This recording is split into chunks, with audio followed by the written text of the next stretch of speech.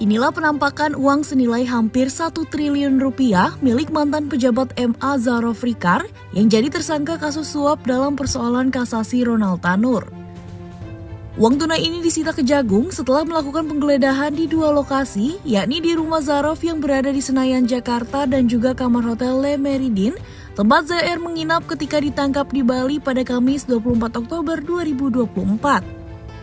Tidak hanya uang tunai dalam berbagai mata uang yang totalnya nyaris mencapai 1 triliun rupiah jika dirupiahkan, penyidik juga menemukan emas berbentuk antam dan logam mulia dengan berat total sekitar 51 kg atau setara dengan 75 miliar rupiah. Zarof menjadi tersangka atas kasus suap dan gratifikasi dalam memuluskan perkara Ronald Tanur hingga bebas terkait kasus penganiayaan terhadap sang kekasih hingga meninggal dunia. Namun tidak hanya itu, uang-uang tersebut diakui Zarof tidak hanya berasal dari kasus Tanur, tapi juga berasal dari saat ia menjadi maklar pengurusan perkara di MA sejak 2012 sampai 2022.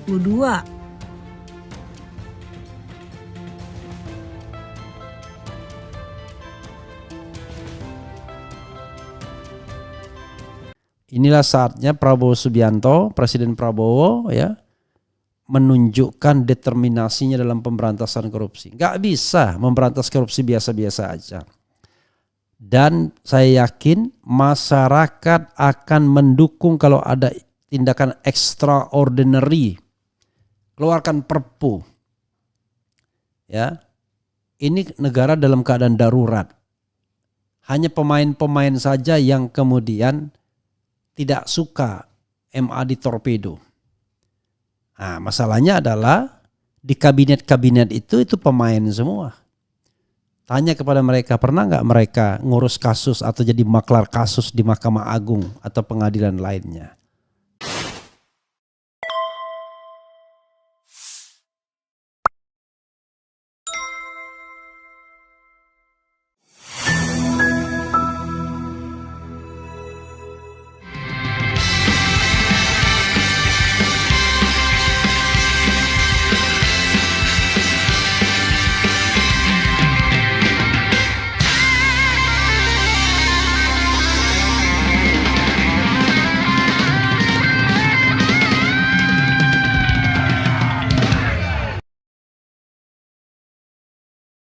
Kurangi korupsi.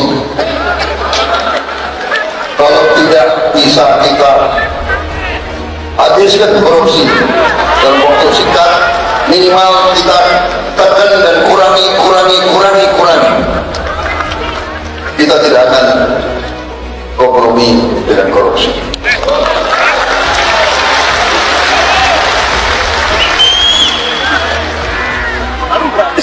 Mungkin saya akan cek kembali anggaran, saya akan sisihkan anggaran khusus untuk pemberantasan dan pengejaran koruptor ini.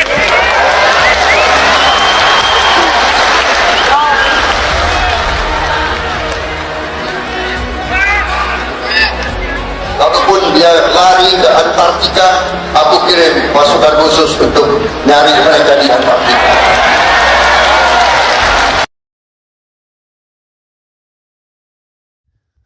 Assalamualaikum warahmatullahi wabarakatuh. Sobat RH sekalian, jumpa lagi kita di channel yang keren ini. Keren cadas. Ya, perlu pasukan khusus sampai ke Antartika ya. Tapi Pak Prabowo kelihatannya tidak perlu pakai pasukan khusus dan tidak perlu ke Antartika. Cukup Bapak keluarkan Perpu untuk mengatasi soal MA ini. Negara sudah dalam keadaan darurat, korupsi sudah berurat berakar, tapi tidak pernah diadres oleh pemerintahan Mulyono. Kalau Pak Prabowo mau mencetak sejarah, inilah saatnya. Saya yakin civil society, kelompok anti korupsi akan mendukung dan berada di belakang Bapak kalau Bapak tegas terhadap kasus di Mahkamah Agung ini yang menyangkut seorang pegawai MA yang bekerja dari periode 2012-2022.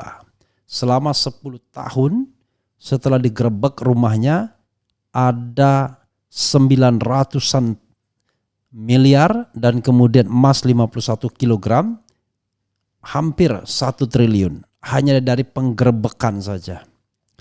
Belum lagi kalau kita menghitung aset lainnya, misalnya kendaraan bermotor, rumah dan lain sebagainya. Pertanyaannya seperti video sebelumnya, berapa perputaran suap Markus dari satu orang Markus ini?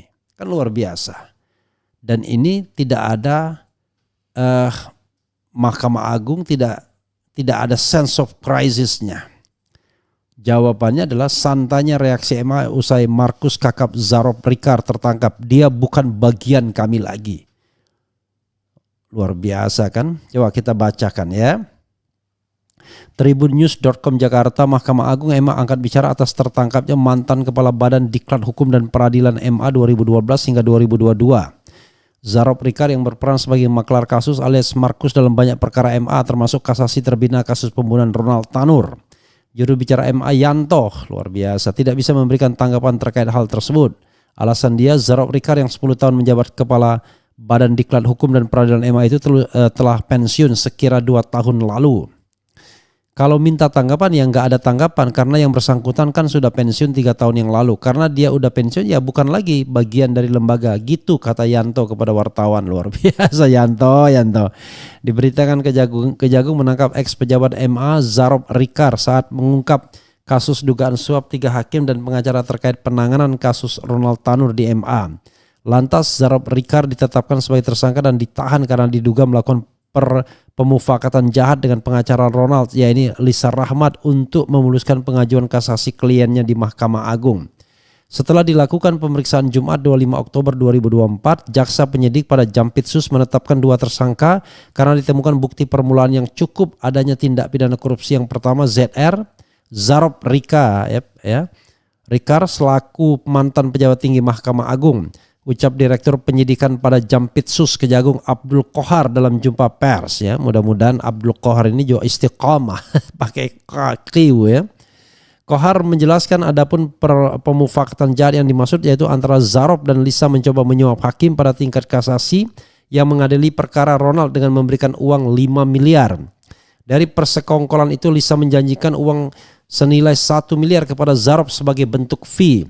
LR meminta ZR agar ZR Lisa sajalah ya, meminta Zarob agar ZR mengupayakan Hakim Agung tetap menyatakan Ronald Tanur tidak bersalah dalam keputusan kasasinya, ungkap Qohar. Dan LR menyampaikan kepada ZR akan menyiapkan uang dan dana sebesar 5 miliar untuk Hakim Agung dan untuk ZR akan diberikan fee sebesar 1 miliar atas jasanya lanjutnya. Qohar menyebutkan bahwa uang 5 miliar itu rencananya akan diberikan untuk 3 hakim agung yang menangani kasus Ronald Tanur, yaitu inisial SA dan S. Ya, terkait hal ini berdasarkan pengakuan Zarob, Qohar menyebutkan bahwa tersangka mengaku telah bertemu dengan salah seorang hakim MA. Oke. Ini hakim itu dipecat harusnya ya. Kemudian akan tetapi kata dia uang miliaran tersebut belum sempat diberikan kepada hakim tersebut. Belum menyerahkan uang, namanya saja pemufakatan jahat, tapi apakah betul ketemu atau tidak ini yang kami dalami jelasnya. Kemudian selain Zarob, Kejagung juga menetapkan Lisa sebagai tersangka dalam perkara pemufakatan suap ini. Uang hampir 1 triliun dan emas 51 kg Zarob Rikar lupa jumlah kasus. Yang mengejutkan dalam penangkapan Zarob Rikar, penyidik Kejaksaan Agung menemukan barang bukti uang dan emas yang sangat banyak.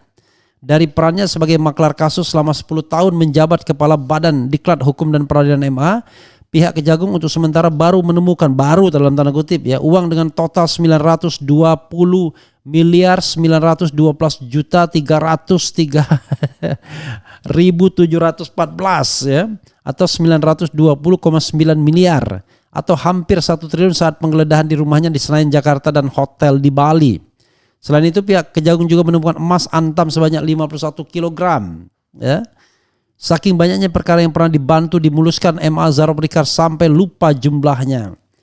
Dari mana uangnya? Dari pengurusan perkara, sebagian besar pengurusan perkara. Itu jawaban yang bersangkutan, kata Direktur Penyidikan Jampitsus Kejagung Abdul Qohar. Akan tetapi ketika ditanya penyidik berapa orang yang mengurus perkara, Qohar menyebutkan bahwa Zarob mengaku lupa. Nggak mungkin lah lupa ya. yang jelas adalah kalau mau dilanjutkan ini sesuatu yang luar biasa sesungguhnya ya. Kita apresiasi Jaksa Agung ya mengungkap kasus ini asal tidak gone with the wind, dan nggak bisa biasa-biasa saja ya. Inilah saatnya Prabowo Subianto, Presiden Prabowo ya, menunjukkan determinasinya dalam pemberantasan korupsi. Nggak bisa memberantas korupsi biasa-biasa aja. Dan saya yakin masyarakat akan mendukung kalau ada tindakan extraordinary. Keluarkan Perpu. Ya. Ini negara dalam keadaan darurat. Hanya pemain-pemain saja yang kemudian tidak suka MA ditorpedo. Nah, masalahnya adalah di kabinet-kabinet itu pemain semua. Tanya kepada mereka, pernah nggak mereka ngurus kasus atau jadi maklar kasus di Mahkamah Agung atau pengadilan lainnya? Tanya kepada pengacara yang masuk di kabinet tersebut, pernah jadi Markus tidak? Ya, jadi Sobat Era sekalian, inilah saatnya kita mau memerangi korupsi kalau serius. Dan saya berharap Prabowo serius. Prabowo tidak main-main. Sebagai patriot, saya yakin Prabowo tidak main-main. Kan begitu. Untuk hal yang baik saya dukung, yaitu memberantas korupsi. Dan tidak perlu ke Antartika, cukup keluarkan Perpu untuk mengevaluasi lagi hakim-hakim agung. Kalau biasa-biasa aja, kapan kita bisa membersihkan Mahkamah Agung dari gurita korupsi itu, Sobat Era sekalian? Nanti kita berharap Zarob diproses sampai Mahkamah Agung, dia juga yang menyidangkan. Itu namanya jeruk makan jeruk. Jeruk makan jeruk. Sekarang pertanyaannya adalah, dari 100% kumpulan di Mahkamah Agung itu, siapa yang berani mengatakan dia bersih? Tanyakan kepada Ridwan Mansur misalnya, hakim agung yang sekarang berada di Mahkamah Konstitusi. Yakin dia bersih? Tanyakan kepada Anwar Usman, yakin dia bersih?